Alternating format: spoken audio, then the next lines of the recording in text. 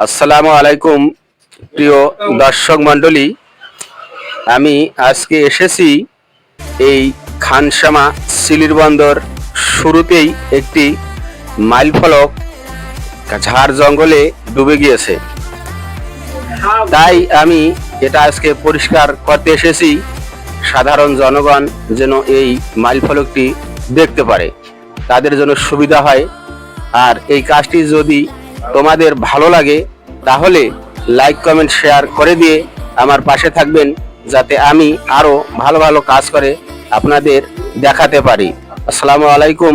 আপনারা দেখুন যে আমি কিভাবে এই ঝাড় জঙ্গলটা পরিষ্কার করতেছি।